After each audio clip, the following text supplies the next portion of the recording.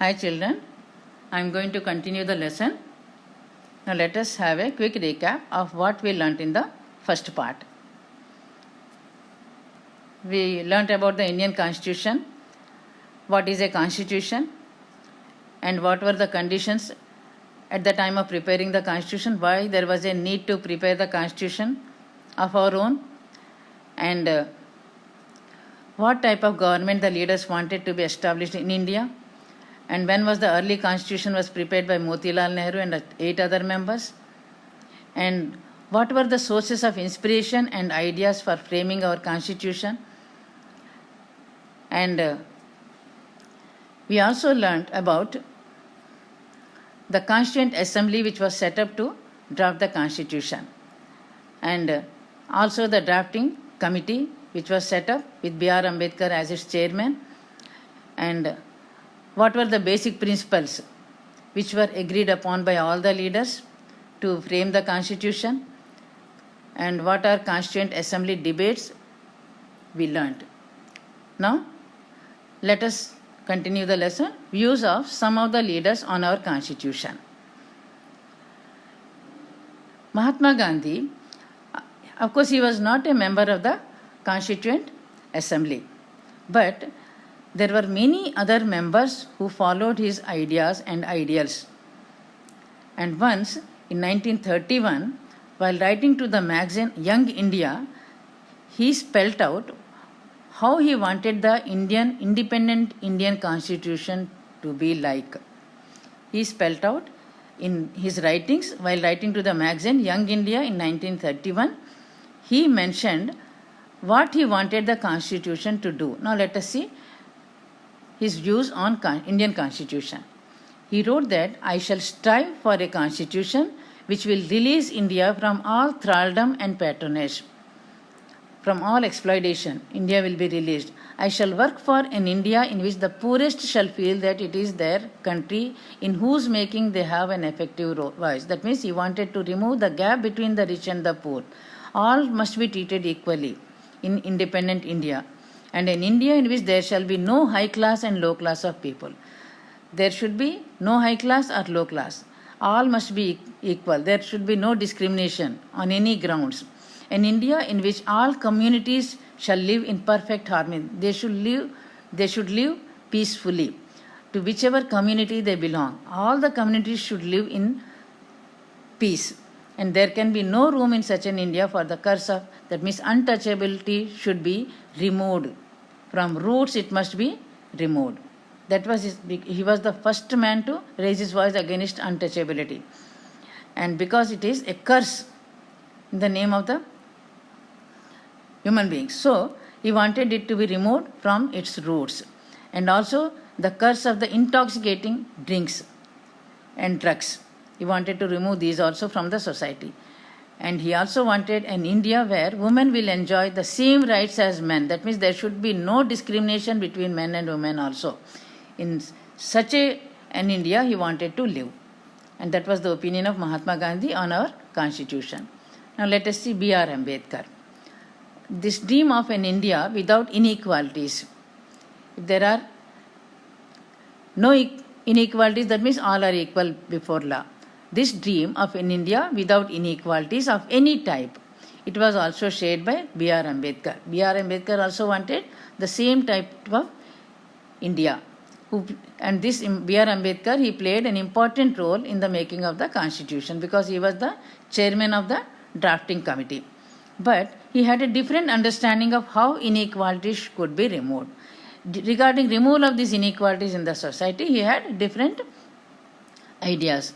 And in his concluding speech to the Constituent Assembly, he said like this: "On the 26th of January 1950, we are going to enter life of contradictions." That means we are going to implement our new constitution on 26th of January 1950. And in politics we have equality. Political equality is there in India. That means all the people are given right to vote. As I told you, in India we have given the right to vote to all the people, irrespective of their caste, creed, religion, all are given the right to vote. That means we have political equality in India. But we don't have social and economic equality in India. That means there are many inequalities prevailing in the society. Higher class, lower class, rich, and in economic life also we have inequalities. That means rich and poor. Many are poor people. Rich people are very less. These inequalities in economic life and social life also they are prevailing.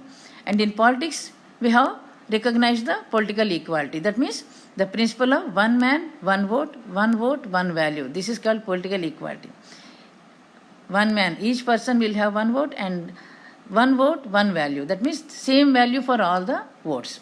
And in our social and economic life we don't have this equality, because our structure is like that, because there are many people who are poor, there are many people who are low, who belong to lower caste. So we have these inequalities in social and economic life.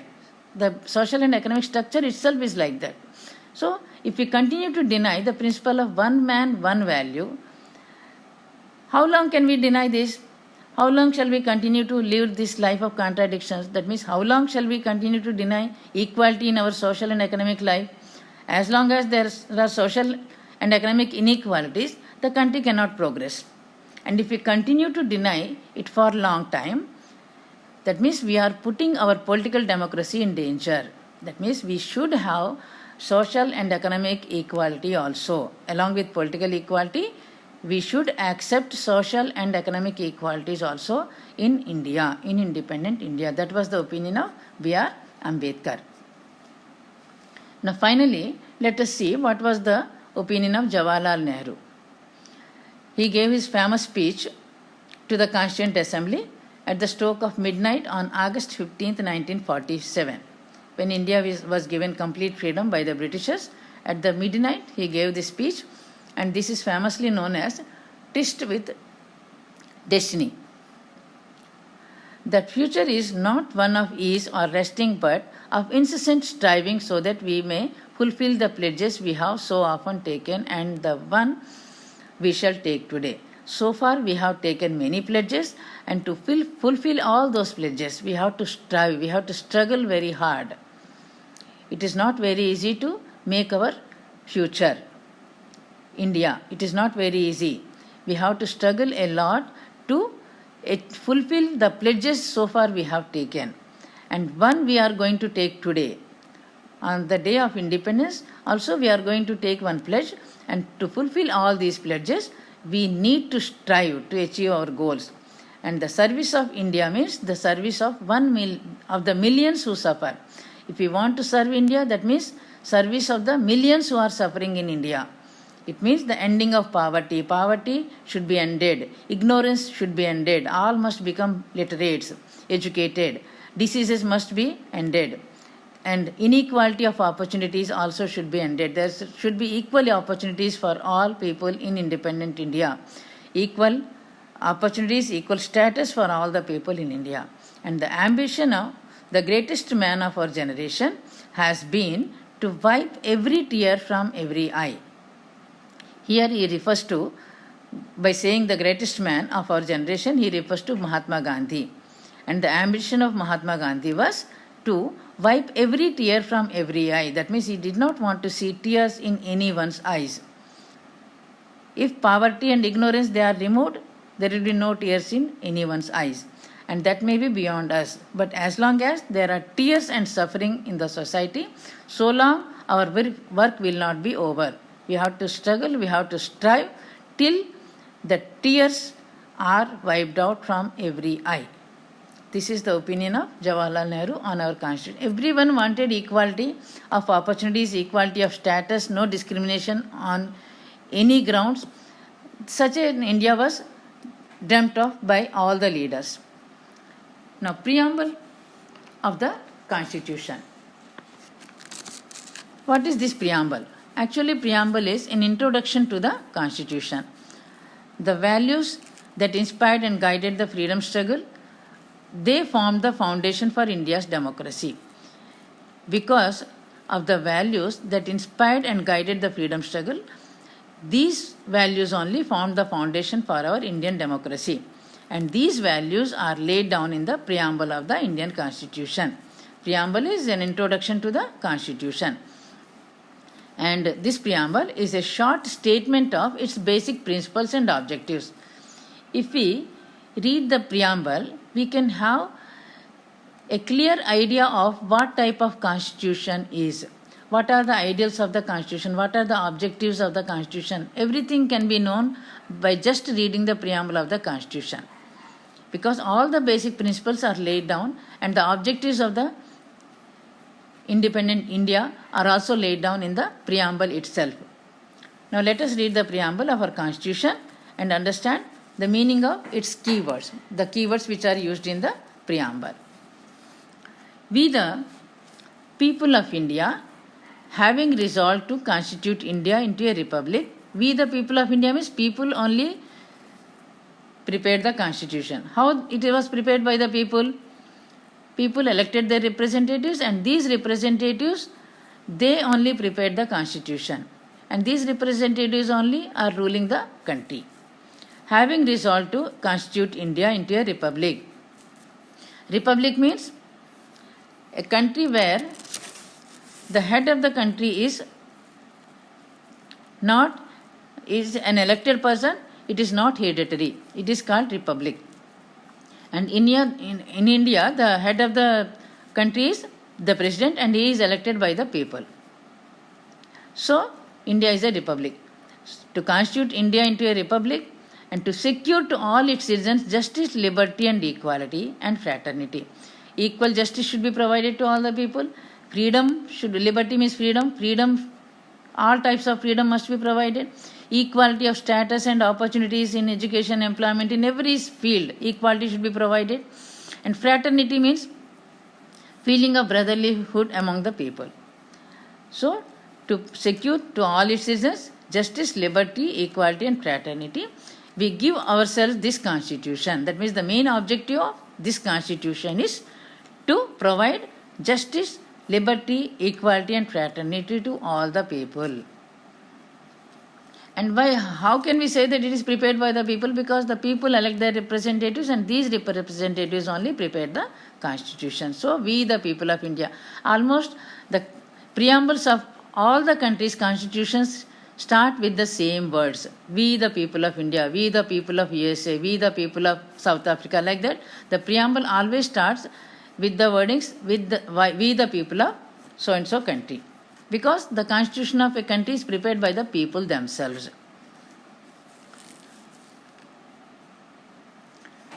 Now, let us see the meanings of we the people of India. Just now I have explained how it is prepared by the people. People elected their representatives through elections and then these representatives only prepared the constitution. After they studied the constitutions of many other countries thoroughly, then they prepared the constitution of our country.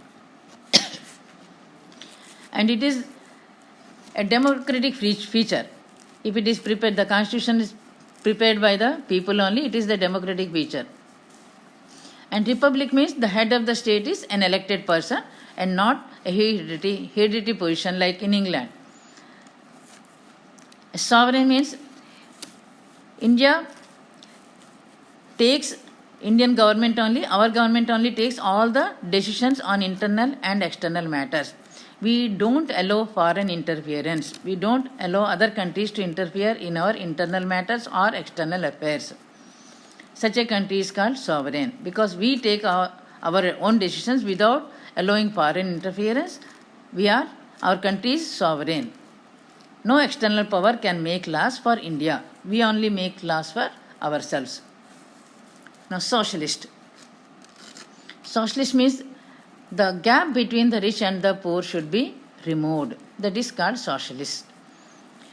And everything should be shared equally by all the people. There is no rich, there is no poor. The gap between the rich and poor must be removed. And the country should strive to reduce and end all kinds of inequalities. If all are treated equally, that is socialist country. And our government is trying to bring equality among the people. That means provide all equal opportunities, equal status to people by reducing the gap between the rich and the poor. So ours is a socialist country. Secular. Secular means the government does not interfere in religious matters. and all religions are treated equally by the government. And there is no state religion. There is no particular religion as our state religion. Like for Nepal it is Hinduism, for Pakistan it is Islam. Like that, we don't have our state religion. In a secular state, there is no state religion, and the government does not interfere in religious matters. And the government also does not show any favor towards any religion. It does not show any discrimination on the grounds of religion in education or employment. So ours is a secular state. Democratic. Democratic means people's rule. People only elect their representatives, and these representatives rule the country on behalf of the people. Because all the people, they cannot take part in governance. They elect their representatives, and these representatives rule the country on behalf of the people. And that is called as democratic country. Now, justice, equality, liberty and fraternity. Justice means equal justice should be provided to all the people.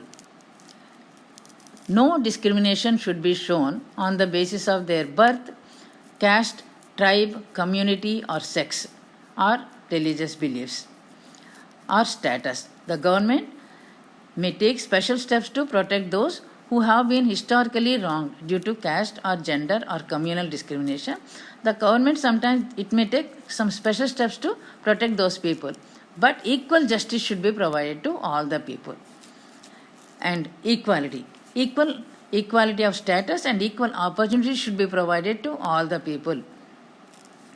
That means our constitution does not promise equality in all respects like income or property, but it seeks to ensure that all people enjoy the same status. That is, everyone will be governed by the same laws. Same laws apply to all the people. That is rule of law. And secondly, it promises equality of opportunities to all the people. In education and employment also, equal opportunities are provided to all the people. To the public offices, to in government jobs, equal opportunities are provided to all the people. And if an office requires special qualification, access to that qualification also will be made equal to all. Liberty. Liberty means freedom. There should be no restrictions imposed on the citizens. They should have freedom of speech, freedom of thought and freedom of expression. Freedom to think whatever they like and freedom to express what are their thoughts and freedom to speak the religion they wish to follow or not to follow. They have that freedom, and that is called as liberty. Fraternity, it is a feeling of brotherlyhood among the people. Now, directive principles of state policy. What are these directive principles of state policy? These are guidelines to be followed by the central and the state governments.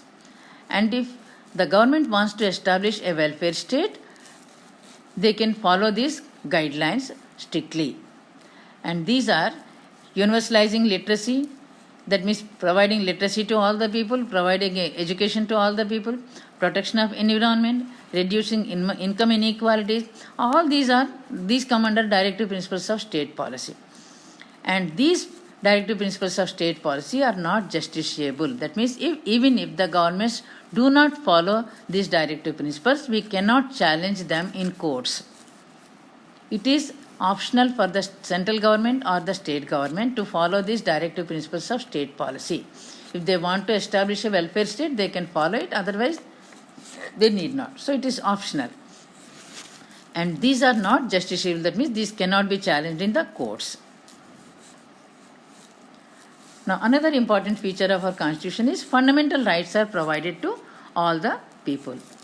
Fundamental rights means right to equality, right to freedom, right to religious freedom, and right against exploitation, right to free and compulsory education, and right to information. And all these are fundamental rights. Right against exploitation, these are fundamental rights. And these fundamental rights are protected by the courts. That means if anyone is deprived of any of the fundamental rights, we can challenge them in courts. That means unlike directive principles of state policy, the fundamental rights are justiciable. Justiciable means we can challenge them in the courts, and that is to say that the courts protect the fundamental rights. Now the system of government. The Constitution also provides institutional arrangements for ruling the country in accordance with the above ideals and values. Parliamentary form of democracy is there in India. The parliament, it consists of two houses, Lok Sabha and Rajya Sabha. Lower house is Lok Sabha and the upper house is Rajya Sabha. And the members of parliament, they are elected by the people directly, and the laws are implemented by a government formed from among the members of the parliament, and these Union Council of Ministers, they are answerable to the parliament. The executive is answerable to the parliament. The country is governed by the cabinet, and this cabinet is headed by the prime minister. And the entire government is headed by the president. Of course, he is only the nominal head of the country, and the real head is prime minister. This is the system of government. That means we have parliamentary form of government. That means the Union Council of Ministers, they are responsible to the parliament. And that means the Union Council of Ministers, they can remain in power as long as they win the confidence of the parliament. And if the Lok Sabha, which is the lower house and more powerful, passes a vote of no confidence, the Union Council of Ministers, along with the Prime Minister, they have to step down. And the President is the head of the executive. He is only nominal head, as I said, and the real head is Prime Minister. And the country is governed by the cabinet, which is headed by the Prime Minister. Now, federal system of government. We have federal system of government in India. That means, according to the first article of the Constitution, India is described as a union of states. There are 28 states, and government functions are divided between the central government and the state governments. Central government is answerable to the parliament, and state governments are answerable to the state legislative assemblies. And for example, the central government makes laws for the whole country regarding army, defense, railways, post offices. On all these subjects, laws are made by the central government. And the state governments makes laws on subjects like police, road transport, schools, etc. Now the parliament. The central parliament has two houses. Lok Sabha is the lower house and Rajya Sabha is the upper house. And members of Lok Sabha are elected by the people directly through general elections once in every 5 years, and the members of Rajya Sabha are elected by the state legislative assemblies. And thus we can see that the states also have a role to play even in making laws in the central governments.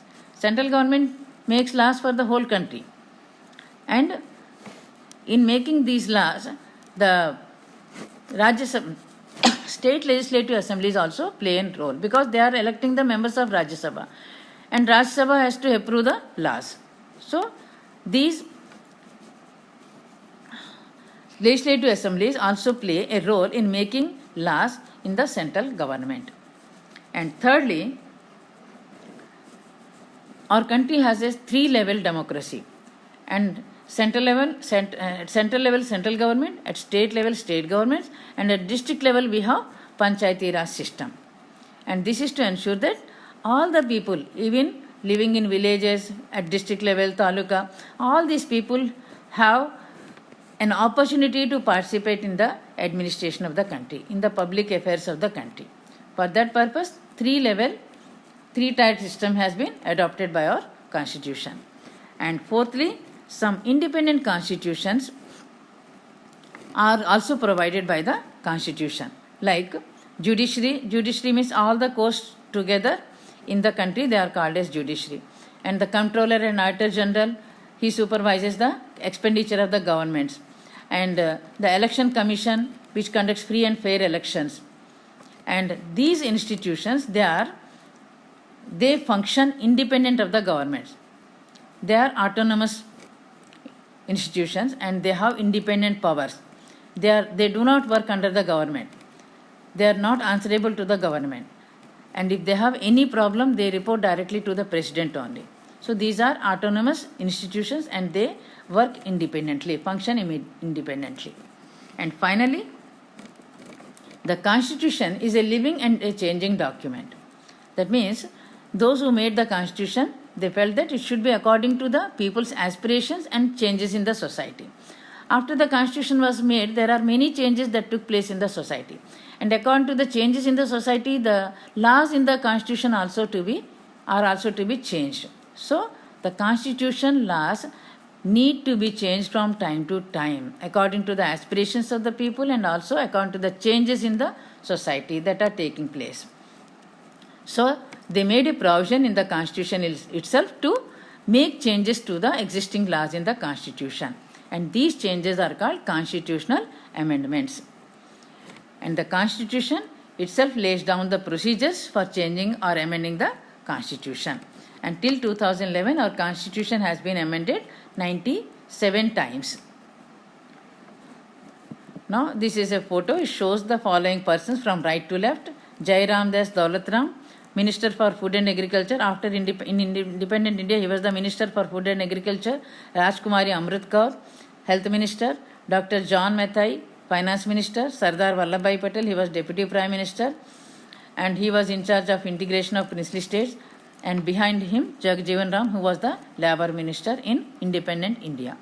Now let us see the preambles of the constitutions of two countries, United States of America. You can see that both the preambles, they start with the same word, we the people of the United States, in order to form a more perfect union. Like that, the preamble to the Constitution of United States of America starts with the same words, we the people of United States of America. And the preamble to the Constitution of South Africa also starts with the same wordings. We the people of South Africa recognize the injustices of our past, honor those who suffered for just like that. It is also starting with the same wordings. All the preambles to the constitutions of all the countries, they start with the same wordings, we the people of so and so country. That is the end of the lesson. I am giving you homework. Read full lesson, underlining all the key points and complete the blanks in the material.